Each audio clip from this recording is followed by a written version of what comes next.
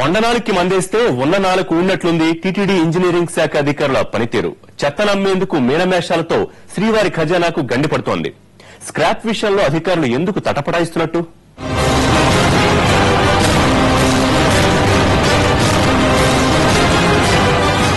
ప్రపంచంలోనే ప్రఖ్యాతిగాంచిన పుణ్యక్షేత్రం తిరుమల. నిత్యం తరలివచ్చే వేలాది మంది భక్తులకు వసతులు కల్పించేందుకు తిరుమలలోనే కాదు, దేశవ్యాప్తంగా అనేక కట్టడాలు నిర్మిస్తుంటుంది తిరుమల తిరుపతి దేవస్థానం. అలాంటి నిర్మాణాల కోసం టీటీడీలో ప్రత్యేకంగా ఇంజనీరింగ్ శాఖ ఉంది. ఇంజనీరింగ్ శాఖకు ఏటా భారీ ఎత్తున నిధులు కేటాయిస్తుంది టీటీడీ. వార్షిక బడ్జెట్లో ఒక్క ఇంజనీరింగ్ శాఖకే 150 కోట్ల రూపాయలు కేటాయిస్తుంది. గతంలో బడ్జెట్లో కేటాయించిన మొత్తానికంటే ఎక్కువ మొత్తంలో నిధుల్ని ఖర్చు పెట్టేది ఇంజనీరింగ్ శాఖ. కానీ ప్రస్తుతం సీన్ మారింది. ఇచ్చిన నిధులు ఖర్చు కాకపోగా నిర్ణయాల్లో కాలయాపనతో అంచనా వ్యయం పెరిగి చివరికి టీటీడీపై అదనపు భారం పడుతోంది.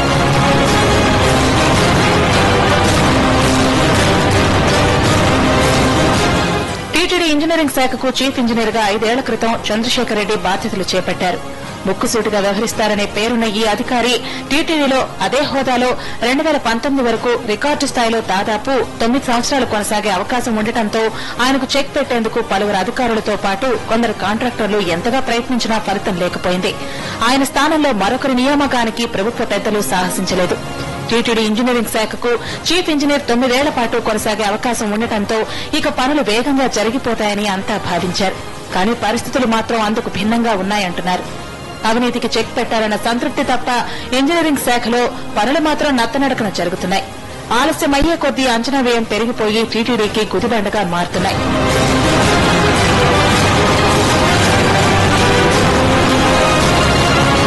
పనుల విషయంలోనే కాదు, టీటీడీ వద్ద ఉన్న చెత్తని వదిలించుకునేందుకు కూడా ఏళ్లకేళ్లు పడుతుండడం చూసి అంతా ముక్కును వేలేసుకుంటున్నారు. పార్లమెంటరీ కమిటీ సూచనతో తిరుమల కొండపై ఉన్న వ్యర్థాలను తిరుపతిలోని గోదాములకు తరలించారు.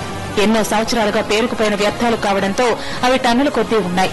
దీంతో తిరుపతి గోడౌన్లో పేరుకుపోయిన 300 టన్నులకు పైగా స్క్రాప్ ను విక్రయించేందుకు పారదర్శక విధానంలో ఎంఎంటీఎస్ ద్వారా ఆన్లైన్ టెండర్లు పిలిచారు. సంవత్సరం క్రితం టెండర్లు పిలిచే సమయంలో టీటీడీ టన్ను స్క్రాప్ కు 25,000 రూపాయలు ఆశించగా అత్యధికంగా 23,000కు బిడ్ దాఖలైంది. ఆశించిన ధర రాలేదని ఇంజనీరింగ్ శాఖ అధికారులు టెండర్లు రద్దు చేశారు. సాధారణంగా స్క్రాప్ కాలం గడిచే కొద్దీ మరింత విలువ కోల్పోతుంది. ఇంజనీరింగ్ విభాగం నేల విడిచి సాము చేయడంతో తర్వాత ఎన్నిసార్లు ప్రయత్నించినా ధర పెరగకపోగా తగ్గుతూ వస్తోంది. చివరికి 15 రోజుల క్రితం టన్ను స్క్రాప్ కు టీటీడీ కనీస ధర 21,000గా నిర్ణయించగా టెండర్దారులు 20,000కు కోట్ చేశారు. దీంతో దాదాపుగా ఏడాది కాలంలోనే స్క్రాప్ పై రావాల్సిన ఆదాయం 40 లక్షలకు పైనే తగ్గిపోయింది. దీంతో మళ్లీ టెండర్లు రద్దు చేయాలా లేకపోతే రోజురోజుకు ధరలు తగ్గుతున్నందున కోట్ చేసిన ధరకే టెండర్ ఖరారు చేయాలో తేల్చుకోలేక ఇంజనీరింగ్ అధికారులు తర్జన పడుతున్నారట.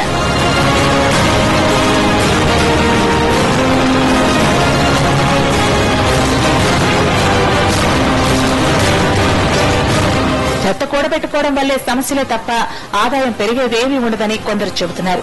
ఇంకా సాగదీయకుండా టెండర్లు ఖరారు చేసి స్క్రాప్ ని వదిలించుకుని వచ్చిన ఆదాయాన్ని జమ చేసుకోవాలని, లేకపోతే మరింత నష్టం తప్ప అదనంగా ఎలాంటి ప్రయోజనం ఉండదని సిబ్బంది అభిప్రాయపడుతున్నారని సమాచారం. మరోవైపు బడ్జెట్లో 150 కోట్లు కేటాయిస్తుంటే ఇంజనీరింగ్ అధికారుల కాలయాపనతో ఆ విభాగం 130 కోట్ల రూపాయలు మాత్రమే ఖర్చు చేస్తోంది.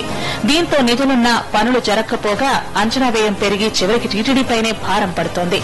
ఇప్పటికైనా అధికారులు సమయానుకూలంగా సరైన నిర్ణయాలు తీసుకోవాలనే సూచన అన్ని వర్గాల నుంచి వస్తోంది.